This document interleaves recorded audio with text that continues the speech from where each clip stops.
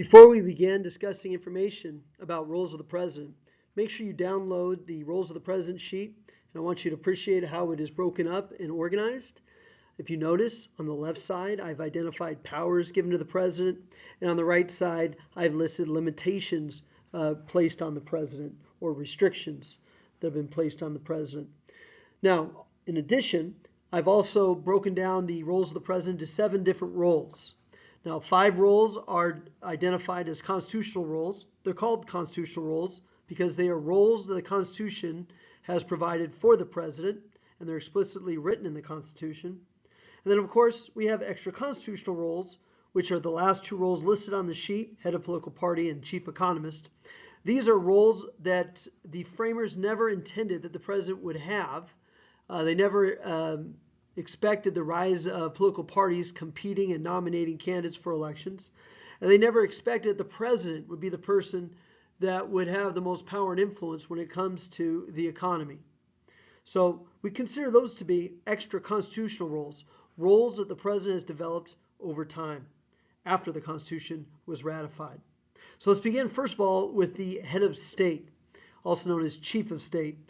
This is the role that all presidents play. They symbolize the majesty and the dignity of the American people. So whenever the president meets with dignitaries from around the world, he is serving in that role, or she is serving in the role as head of state or chief of state. As you can see in the pictures listed in the slide, you have Donald Trump meeting with Queen Elizabeth II, and of course you have President Barack Obama meeting with the Pope, who is the head of state of the Vatican City. Now, interesting, in the United States, we have broken up our role of head of state and head of government, also known as chief executive, into giving the president both of these roles. If you look at a country like United Kingdom, they have one person who's the head of state, the Queen, and you have another person who's head of government or chief executive, that's the Prime Minister. In the United States, when they wrote the Constitution, they decided to put both those positions in one. So our president is both head of state and chief executive. Chief executive, also in some textbooks they call him the chief administrator. If you notice, I've listed 4 major powers given to the president. The first one's quite obvious. The president is empowered as the head of the executive branch to enforce federal laws, enforce treaties, and enforce court decisions. Enforcing court decisions can be tricky sometimes for a president, as it was for Dwight David Eisenhower when he had to enforce a Supreme Court decision, interestingly, that he did not really support himself. But that was the Brown versus Board of Education decision. He initially was required to enforce it. He tried to compel the governor of Arkansas to enforce the Brown versus Board of Education decision, in which they were being told to end segregation in public schools.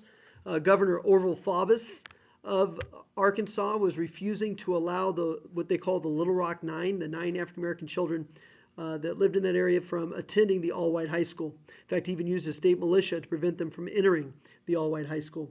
Well, Dwight David Eisenhower had to enforce Brown versus Board of Education by requiring the governor Orville Faubus abide by that Supreme Court decision. Now, if you remember, Brown was decided in 1954. This incident, called the Little Rock Nine, was in 1957. Eisenhower first nationalized the state militia of Arkansas, placing them under national control and ordering them to disperse. Then he sent in the 101st Airborne Division of the U.S. Army to protect those 9 black students as they entered the all-white high school. That's just an example of him as chief executive enforcing a Supreme Court decision. Now, number 2, the president appoints his cabinet members. There are 15 cabinet positions that are meant to help the president in enforcing the laws and in performing his duties. The most common and well-known cabinet positions would be head of the Secretary of State, Secretary of Defense.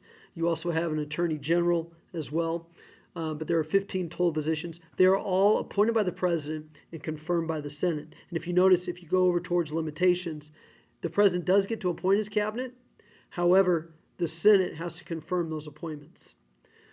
In addition to appointing cabinet members and members of federal agencies, also called commissions, the president also appoints judges.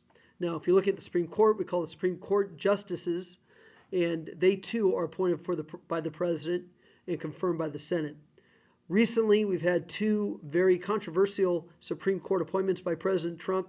Neil Gorsuch was his first appointment in 2017. He replaced a justice named Anthony Kennedy. The reason why that was, he replaced Justice, sorry about that, Scalia, who had suddenly passed away in February 2016, which, by the way, was when President Barack Obama was president. He tried nominating a justice by the name of Merrick Garland, who some people would believe to be a more liberal judge or justice. And the Republicans who controlled the Senate refused to hold any confirmation hearings for Merrick Garland, and they decided to wait until after the election. Well, the Republicans in charge of the Senate gambled, and they won when the Republican became president in 2017. And instead of having confirmation hearings for Merrick Garland, who was appointed by Obama, they held confirmation hearings for Neil Gorsuch, who was appointed by Donald Trump. Now, why is that significant? Because Gorsuch was a conservative who was replacing a conservative that had passed away, Scalia. And that was a major disappointment for liberals on the court who were hoping that Merrick Garland could have tipped the scale of the Supreme Court towards the liberal side if he would have been at least given a confirmation hearing and maybe confirmed. But the Republicans refused to allow that to happen. In addition to that, the Republicans also used what was called the nuclear option to prevent Congress from using a filibuster, which is trying to debate a bill to death. In this case, they're trying to maintain debate long enough to where a vote would never take place in the Senate. The filibuster typically requires a cloture rule to end debate in the Senate. Or as I like to say, the only way to bring closure to a filibuster is to enact a cloture rule. And that requires 3/5 votes, which means you'd have to get some of the opposing party members to support bringing into the debate to vote on that confirmation.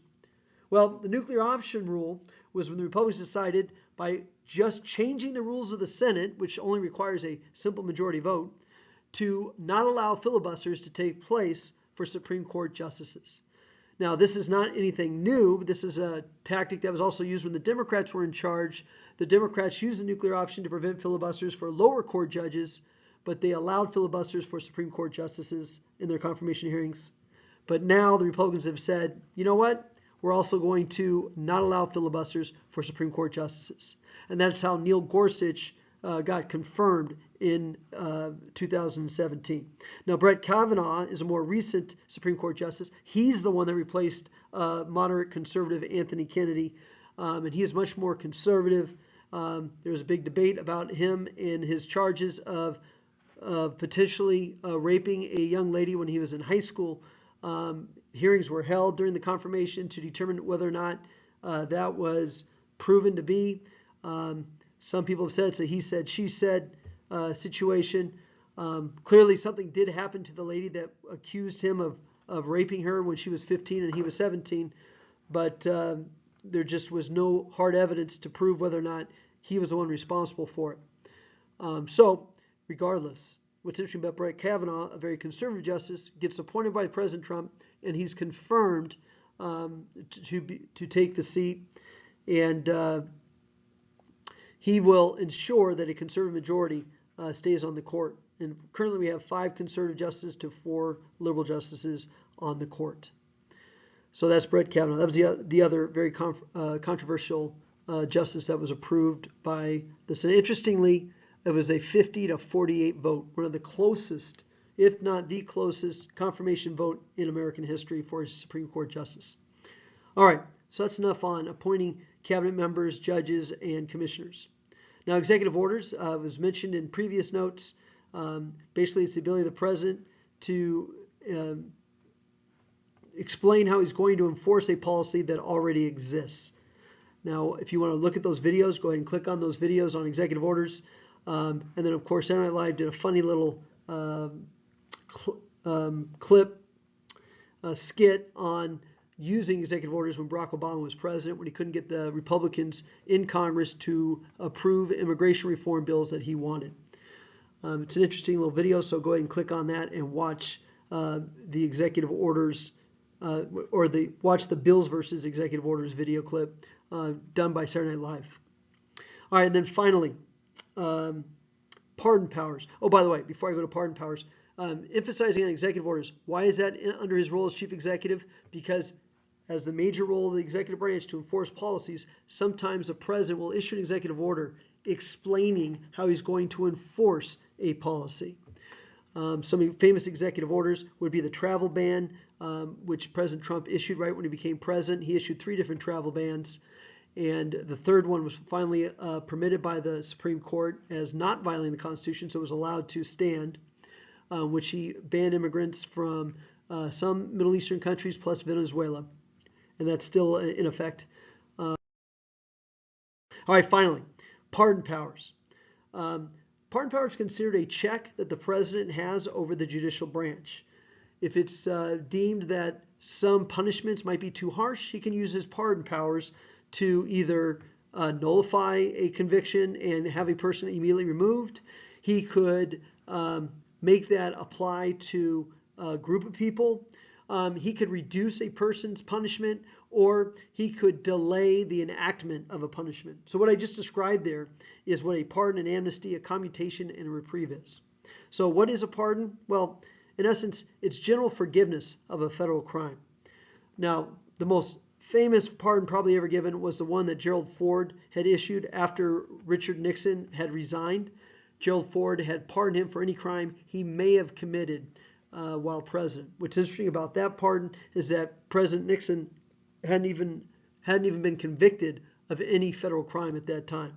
But this prevented any pursuit of a federal conviction going against former President Nixon at that time.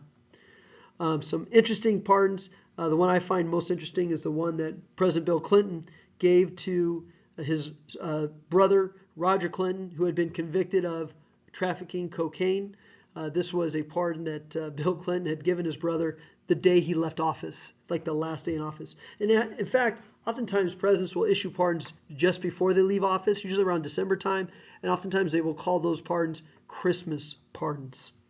All right, so that's a pardon. It's usually given. It's a federal crime. It's general forgiveness of a federal crime given to an individual. Amnesty, on the other hand, is a pardon, but it's given to a group of people, such as when President Jimmy Carter granted amnesty to anyone who had dodged the draft during the Vietnam conflict. Commutation is simply just a reduction of a person's punishment, even though their conviction will still stand and be on the record.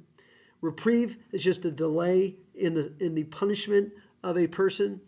So let's say somebody was going to be executed by the federal government. President could issue a reprieve delaying that enactment of the death penalty.